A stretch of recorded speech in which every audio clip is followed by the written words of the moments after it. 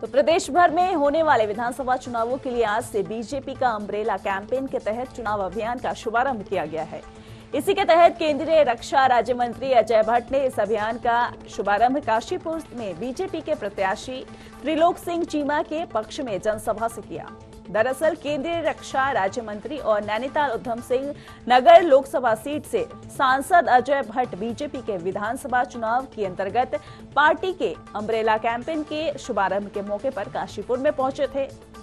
काशीपुर में रामलीला मैदान में आयोजन चुनाव अभियान के शुभारंभ के मौके पर आयोजित कार्यक्रम का शुभारंभ अजय भट्ट ने दीप जलाकर किया।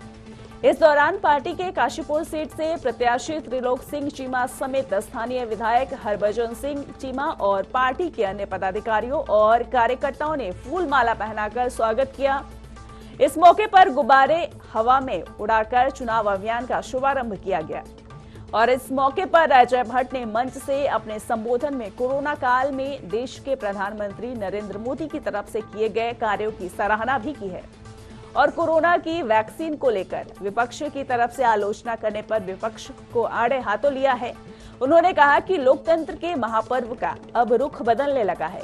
उन्होंने पाकिस्तान की तरफ से देश के सैनिकों की शहादत के बाद देश के प्रधानमंत्री नरेंद्र मोदी के द्वारा सर्जिकल स्ट्राइक और भारतीय सैनिकों की तरफ से गलवान में चीनी सैनिकों को दिए गए जवाब का जिक्र करते हुए पूरे मामले में नरेंद्र मोदी की तारीफ करते हुए कहा कि पूरे विश्व में भारत का डंका बज गया है।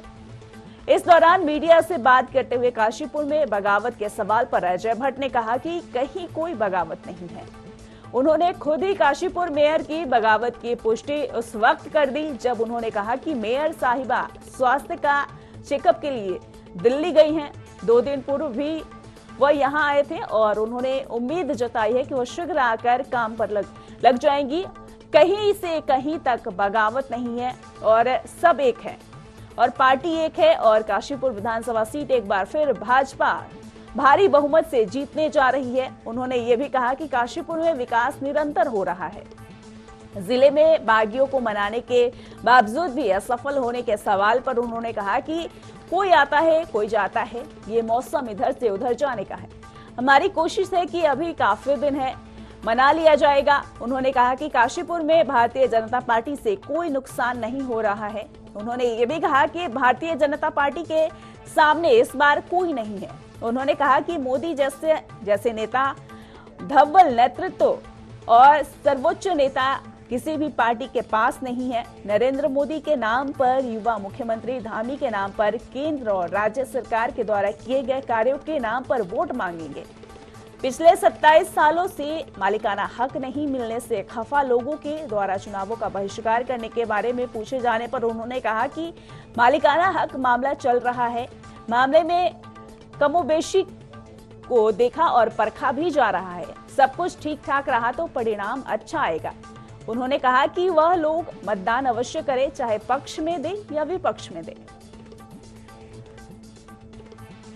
हमारी माननीय मेयर साहब की तबीयत खराब है, वो चेकअप कराने गई हैं। मैं यहाँ आया था 2 दिन पहले, उनसे मिल के गया हूँ। वो शीघ्र यहाँ आके काम पे लगेंगी और हमारे दूसरे साथी, उनका एक सोलर प्रोजेक्ट का कॉन्ट्रैक्ट है मासी में, तो वो उसको साइन करने के लिए गए हैं क्योंकि अधिकारी दिल्ली नहीं मैंने कहा ना कि आप लोग उन्हीं के बारे में पूछते हैं, ऐसा कहीं नहीं है। अस्वस्थ होना किसी का बगावत होना नहीं है, इसलिए कहीं से कहीं तक बगावत नहीं है। सब एक हैं, पार्टी एक है और भारी बहुमत से हम काशीपुर की सीट को पुनः जीतने जा रहे हैं।